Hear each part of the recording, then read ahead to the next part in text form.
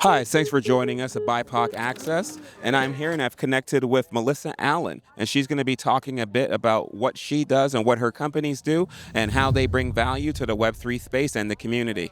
Thank you for joining us today, Melissa. And it's an honor to have you on BIPOC Access. Thank you so much. It's so fun to be here. And thank you for thinking of me for this amazing interview.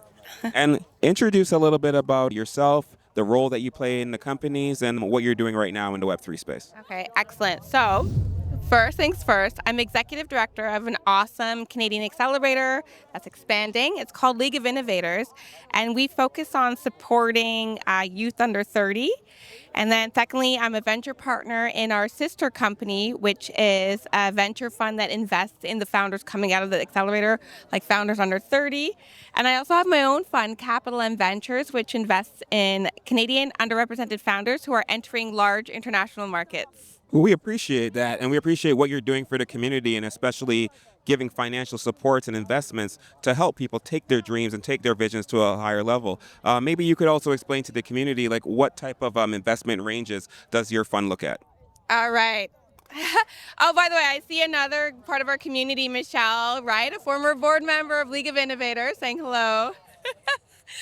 And so for LOI Venture, our check sizes, first checks in range from $100,000, but we can even go even higher with follow-on funding up to $300,000 or more.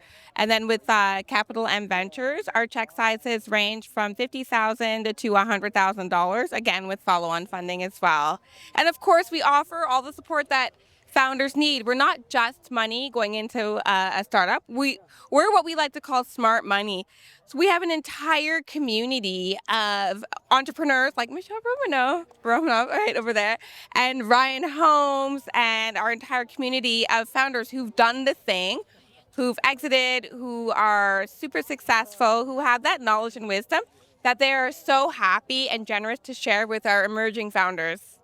That's amazing. And it's really important to see that happening. And how important do you think it is for representation to be within this industry and especially within the financial funding industry and VCs in general?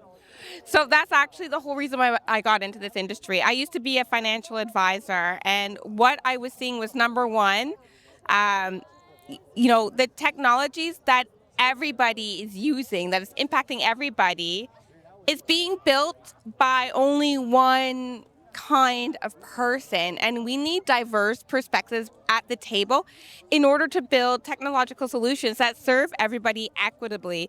That's number one. And number two is, quite frankly, we all need a chance at financial participation in the upside of building these amazing companies, because through that upside we can then hire more people of color, hire more women.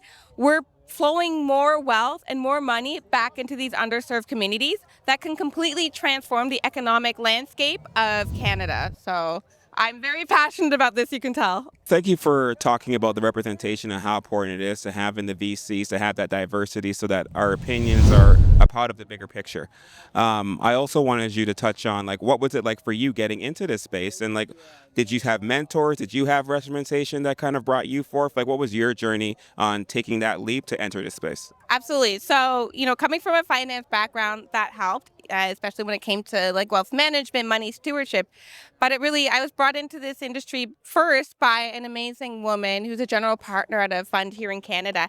And she really encouraged me to take the first steps of, making small investments here and there and showing me the ropes.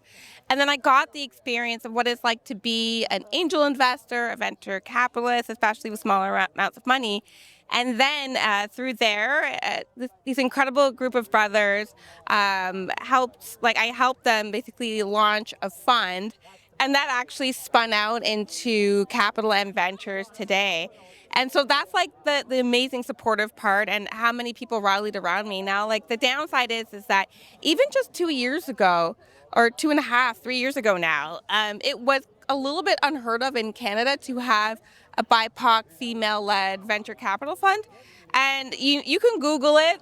I experienced some pushback, and I experienced some pushback in the media that questioned whether I would even be able to close a fund as a Black woman. And you know what? That fueled me and motivated me to actually do the thing. And I ended up doing a first close. I literally raised $1 million in 7 weeks because of that, in order to do the first close of a small first pilot fund, and was able to deploy some of that capital and invest in 5 incredible underrepresented founders. But so it wasn't easy. But the beauty of it is that there's a whole community out here in Canada and the world that wants to see us win. And so we have to lean into those people and to that support. That's definitely true. And one thing I wanted to speak to you about as well, give us a little bit of insight for people out there who may have an idea, they're looking to get into entrepreneurship. What are the common mistakes that you find when people are approaching a fund that they should have in order before getting to that stage? And Canada is a bit different in the fact that we're like a little more conservative. So it's always best to have a validated product, or it's like a validated idea or minimum viable product first before going it to an outside investor. Likely you're probably going to start with an angel. So definitely go with that first. Get your idea or your prototype validated. And what that means is, it could either mean going out and doing some customer interviews. It can be posting a prototype online somewhere where people can access it, and you can get feedback, collect that feedback, iterate, see how many more people adopt it and what that feedback is. Like anything along those lines, honestly, go out there, build your prototype, see how people interact with it first. And then if you think you have something special, and then you need that capital to build it, that's when you want to start talking to friends and family and angels and me even. And speaking of that, let people know how they can get in contact if you were get in contact with the company, and let them know what's the best avenue to be able to also submit projects if that's possible. Okay, amazing. So you can find me on LinkedIn. It's Melissa Allen, Allen, Toronto, like add Toronto at the end. Then you'll find me. I'm wearing a red dress in my profile photo because red's my favorite color. That's amazing. And we appreciate that you've given this type of access to our community, and your access has been granted, and you're watching BIPOC Access.